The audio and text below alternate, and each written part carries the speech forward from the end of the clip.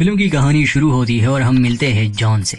John अभी अभी गहरी नींद से जागा है। द ओडिसी 1 नामी अंतरिक्ष यान में जो शनि ग्रह के चांद टाइटन की ओर जा रहा है। यह एक ऐसा समय है जहां इंसानों ने अपनी धरती को लगभग बर्बाद कर दिया है। टाइटन पर चूंकि प्योर मैथेन के समुंदर है, इसलिए अब इंसानों ने सोचा कि वो वहीं से अपने लिए संसाधन लेंगे ताकि धरती को और नुकसान ना पहुंचे। जॉन उन पहले लोगों में से एक था जो इस मिशन पर आया। इस लंबे सफर को छोटा करने के लिए ये एक खास टेक्निक का यूज करने वाले थे, द स्लिंग शॉट का। शनि ग्रह के गुरुत्वाकर्षण का सहारा लेकर इनकी रफ्तार बहुत तेज हो जाती और कम समय में ये टाइटन तक पहुंच जाते। इनका ये सफर काफी लंबा था। जॉन के अलावा 2 और लोग भी थे इस यान पर, कैप्टन फ्रैंक और नेश। ये लोग हर 90 दिनों तक गहरी नींद में चले जाते, सिर्फ 1-2 दिन के लिए जागते, ये देखने के लिए कि शिप के सिस्टम सही से काम कर रहे हैं और ये अपने रास्ते पर है या नहीं। इसके अलावा इनका राशन भी कम इस्तेमाल होता। फिल्म की कहानी सफर के बीच से शुरू होती है। ये आधा रास्ता तय कर चुके थे, मगर ये डीप स्लीप इनके शरीर और दिमाग पर बुरा असर डाल रही थी। जैसे इस बार जब जॉन जागा तो उसे काफी कमजोरी फील हो रही थी और उसे अपनी गर्लफ्रेंड जिसका नाम जोई मॉर्गन था, वो उसका लास्ट नेम भी भूल चुका था। कैप्टन और नेश भी जाग चुके थे। एक्सरसाइज, खाना और शावर लेने के बाद ये शिप के सिस्टम को चेक करते हैं। जॉन थोड़ा परेशान था, मगर रेडियो चेक करते समय जब वो याद करता है तो उसे जोई का लास्ट नेम याद आ गया। ये फिल्म असल में 2 टाइमलाइंस में चलती है, एक यहाँ स्पेस के इस सफर में और दूसरा उस समय में जब जॉन इस मिशन पर नहीं आया था, तब वो मिला था जोई से। जोई भी एक वैज्ञानिक थी, इस रिसर्च में उसका भी योगदान था। खैर, जॉन उसे तब मिला जब इस मिशन के लिए सही कैंडिडेट को चुनना था। तब जॉन ने जोई के साथ समय बिताया। जोई को उससे प्यार हो गया, जॉन को भी हुआ, मगर उसने मिशन को ज्यादा अहमियत दी और अब जॉन उसे याद कर रहा है, बल्कि पछता रहा है यहाँ आने पर। इतना तो इन्हें बताया गया था कि जो ड्रग डीप स्लीप में यूज होती है उसके कुछ साइड इफेक्ट्स हो सकते हैं, इसलिए जॉन को अंदाजा था कि ये सब उस वजह से ही हो रहा है। खैर, ये ह्यूस्टन को एक संदेश भेज देते हैं। ये डायरेक्ट धरती से संपर्क नहीं कर सकते थे क्योंकि ये लोग बहुत दूर आ गए थे। जॉन की बातों से लग रहा था कि उसे पृथ्वी की बहुत याद आ रही है। खैर, अपना काम पूरा करने के बाद ये लोग फिर से 90 दिनों के लिए सो जाते हैं। 90 दिन बाद जब जॉन उठता है तो उसे कुछ आवाजें सुनाई दी। अचानक से शिप में कोई हादसा हुआ और एक पैनल उसके सर से टकरा जाता है, जिससे वो बेहोश हो गया। होश में आने पर कैप्टन और नेश बताते हैं कि जॉन पहले जागा था, इसलिए जो भी हुआ वो उसने देखा। फुटेज से भी कोई पता नहीं चल रहा था कि शिप से आखिर क्या टकराया। शिप के पूरे सिस्टम को चेक किया जाता है, मगर कोई बड़ा एरर इन्हें नहीं मिलता। नेश घबराया हुआ था क्योंकि उसे डर था कि जब वो स्लिंग शॉट करेंगे तब शायद शिप इतना प्रेशर झेल ना पाए और धमाके से सब नष्ट हो जाए। कैप्टन सख्त इंसान थे, उसे इसकी परवाह नहीं थी। वो नेश को पसंद भी नहीं करते थे क्योंकि नेश ने बहुत जल्दी हार मान ली। तो वो जॉन से कंफर्म करता है कि हमारा सिस्टम क्या रिजल्ट दिखा रहा है, क्या हम स्लिंग शॉट के लिए तैयार है। जॉन इस बात की पुष्टि करता है कि हाँ, वो स्लिंग शॉट को झेल सकते हैं। इसलिए कैप्टन कोई फैसला नहीं लेते और मिशन को जारी रखते हैं। मगर नेश घबराया हुआ था। उसका कहना था कि शिप में खराबी आ चुकी है कैप्टन, इसलिए हमें वापस घर जाना चाहिए, हम मारे जाएंगे। कैप्टन कहता है कि अगर हम घर गए और उन्होंने शिप की जांच की और पता चला कि ये कोई बड़ी खराबी नहीं, तब क्या। इसलिए कैप्टन तो किसी भी हाल में वापस नहीं जाने वाले थे क्योंकि इन लोगों ने लगभग अपने सफर को पूरा कर लिया है। नेश को जब कैप्टन से मदद नहीं मिलती तो वो चुपके से जॉन के साथ बात करता है। कहता है कि हम अपने स्लीपिंग पॉड्स को 12 घंटे पहले जागने के लिए तैयार कर लेंगे। कैप्टन के जागने से पहले हम स्लिंग शॉट के कैलकुलेशंस को बदल देंगे, यानी हम उल्टी दिशा में जाने लगेंगे पृथ्वी की ओर। पहले तो जॉन उसका साथ नहीं देना चाहता था क्योंकि ये तो बगावत हुई। उस समय कैप्टन ये सब ब्रिज से देख और सुन रहा था। खैर, नेश किसी तरह जॉन को मना लेता है। इस पर जॉन को अपना पासपोर्ट देना होगा जो उसने दिया। ये लोग फिर से डीप स्लीप में चले गए और जब ये जागे तो अपने स्लीप साइकिल से 12 घंटे पहले थे। ये डीप स्लीप इन्हें अंदर से कमजोर बना रहा था। ये चीजें भूल जाते, हाथ पैर सही से काम नहीं करते और इन्हें हेल्यूसिनेशंस भी होते थे, जैसे जॉन को कभी कभी जोई दिखती थी। खैर, नेश तो खुश था कि कैप्टन के जागने से पहले ही वो शिप की दिशा बदल देंगे। ये लोग शनि ग्रह के करीब पहुंच गए थे और ये अद्भुत नजारा देखकर वो हैरान भी थे।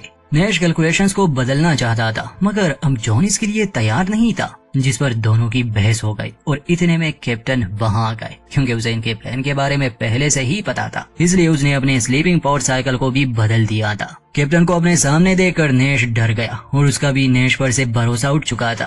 अब वो उसके कान में कुछ कह देता है जिससे वो घबरा गया और अपने काम पर लग गया। असल में नैश ने जॉन को एक कहानी सुनाई थी, टॉर नामी स्टेशन के बारे में जो अंटार्कटिका में था। वहाँ कुछ लोग फंस गए थे, वो निकलना चाहते थे मगर कैप्टन उन्हें इजाजत नहीं दे रहा था और अंत में आदेश न मानने पर कैप्टन ने सबको मार दिया। तो अब नैश पर भी ये डर हावी होने लगा कि कैप्टन उन्हें भी शायद मार दे। कैप्टन समझदार था, वो इतना तो जानता था कि नैश की तरह जॉन इतना बुज़दिल नहीं है और न ही वो घर जाने के लिए इतना बेताब, इसलिए वो दोस्ती का हाथ बढ़ाता है और ये दोनों मिशन को आगे बढ़ाने वाले थे। नैश के बिना भी ये सब हो सकता था। एक दिन जॉन सोचता है कि शायद उसे शिप में हुए उसे डैमेज को ठीक करना चाहिए, मगर उसके ख्याल ही उसे डरा देते हैं जैसे वो स्पेस में ही चला जाएगा, इसलिए वो कुछ नहीं करता।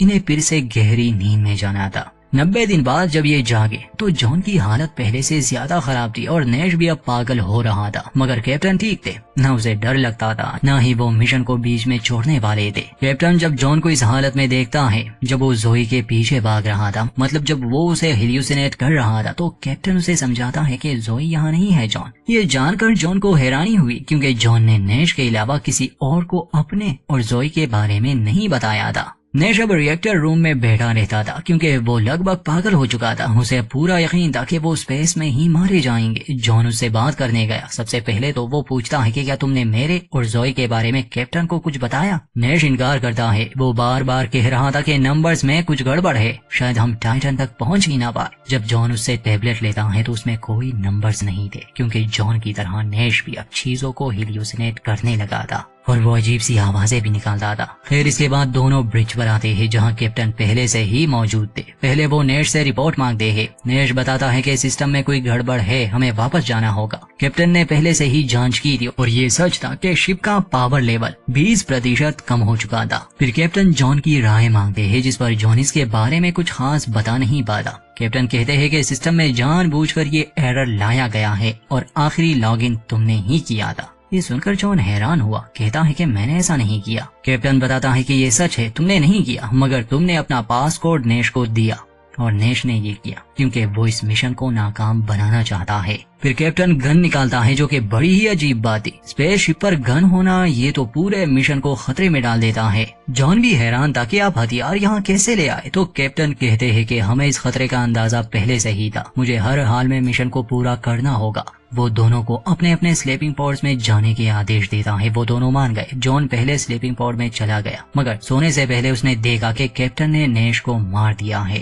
खैर 9 महीने बाद जब वो जागा तो उसकी और भी हालत खराब थी, मगर अब उसे नैश की चिंता थी, इसलिए वो उसे ढूंढने लगा। नैश तो उसे नहीं मिलता। हाँ, कैप्टन मिल जाते हैं। जॉन पूछता है कि नैश कहाँ है। कैप्टन जवाब में कहता है कि मैंने उसे सुला दिया क्योंकि वो अपने मिशन से भटक चुका था, पर मुझे यकीन है कि तुम नहीं भटकोगे जॉन, और हम दोस्त रहेंगे। साथ ही वो उसे टॉर स्टेशन की वो असली कहानी बताता है। कैप्टन के हिसाब से नैश ने जो बताया वो झूठी कहानी थी। कैप्टन की कहानी में उन लोगों ने अपने ही कैप्टन को मारा था। वो बेकाबू हो गए थे। कैप्टन तो उन्हें बचाना चाहता था। तो जॉन पूछता है कि उन ऑटोप्सीज का क्या, जिसमें सभी की जान गोली लगने से हुई थी। कैप्टन बताता है कि उन्होंने खुद अपनी जान ले ली थी। खैर कैप्टन अपनी बातों से जॉन को किसी तरह मना लेता है कि वो मिशन से भटक ना जाए। जॉन उसका साथ देने वाला था। सिस्टम चेक करते समय जॉन को अपने दाएं हाथ में कुछ महसूस होने लगा। अचानक से उसका हाथ फूलने लगा, यहाँ तक कि अंत में वो पड़ जाता है। मगर ये भी उन बुरे ख्यालों में से एक था जो उसे शुरू से आ रहे थे। इसके बाद वो काफी डरा डरा सा रहने लगा था। कैप्टन वजह पूछता है तो जॉन कुछ बताना नहीं चाहता था। इस पर कैप्टन कहते हैं कि जोई इस शिप पर नहीं है। जॉन जोई के बारे में उससे कोई बात नहीं करना चाहता था। जिस पर कैप्टन कहता है कि तुम्हारे और जोई के बीच जो चल रहा था वो सच नहीं था, वो तो बस एक प्लान था। जोई हमारी ही एक एम्प्लॉय थी और उसे कमेटी ने हायर किया था ताकि वो तुम्हारी इमोशनल स्टेट की जांच करे कि तुम इस मिशन के लिए तैयार हो या नहीं। नासा वाले पागल थोड़ी ना है कि वो इतने महंगे मिशन की कमान किसी ऐरे गैरे को सौंप देंगे। ये सब सुनते ही जॉन गुस्से से पागल हो रहा था। वो कैप्टन को झूठा कह रहा था। तब कैप्टन उसे वो बातें याद दिलाता है जहाँ जहाँ वो जोई से मिला था और जो उसने बात की, कैसे उसने मौका ढूंढा और उसकी जिंदगी में आई। ये सब एक प्लान था और ऐसा लग भी रहा था क्योंकि जहाँ जहाँ जोई उससे मिली वो इत्तेफाक तो नहीं हो सकता। खैर कैप्टन जॉन को शांत करता है, समझाता है कि मिशन से बढ़कर उनके लिए कुछ नहीं। अगर वो भी नैश की तरह पागल हो गया तो सब यहीं पर मारे जाएंगे। जॉन उसकी बात मान लेता है। रेडियो चेक करते समय उसे दूसरी तरफ से ह्यूस्टन की आवाज आई।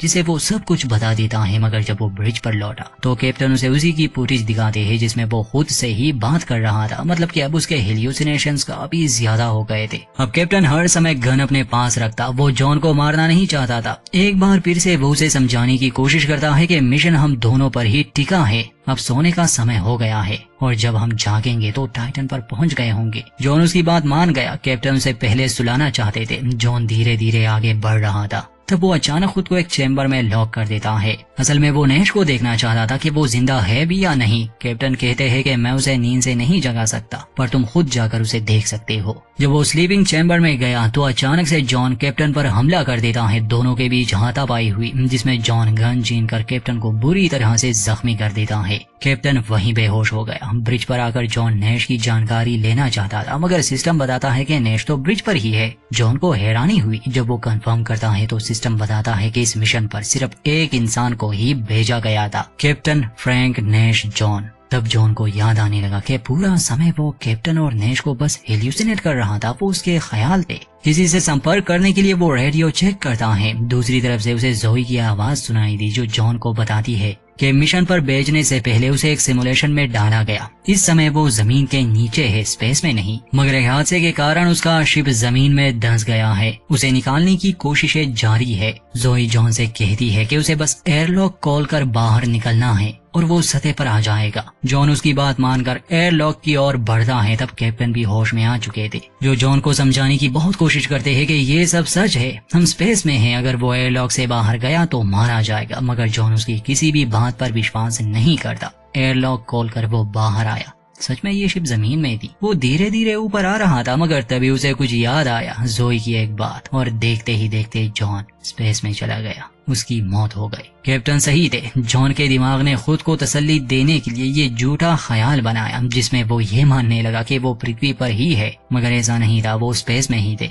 और जोई का सच में उससे कोई अफेयर नहीं था, वो तो बस जॉन के मेंटल स्टेट को चेक करना चाहती थी। कैप्टन बिल्कुल सही थे और नैश पागल हो चुका था और अंत में जॉन भी हुआ। और अब बचा कैप्टन अकेला। वो इस यान को कंट्रोल नहीं कर सकता तो यकीनन उसकी भी मौत हो जाएगी। और इसी के साथ द स्लिंग शॉट फिल्म का अंत होता है। दोस्तों, ये कहानी आपको कैसी लगी कमेंट सेक्शन में जरूर बताएं और चैनल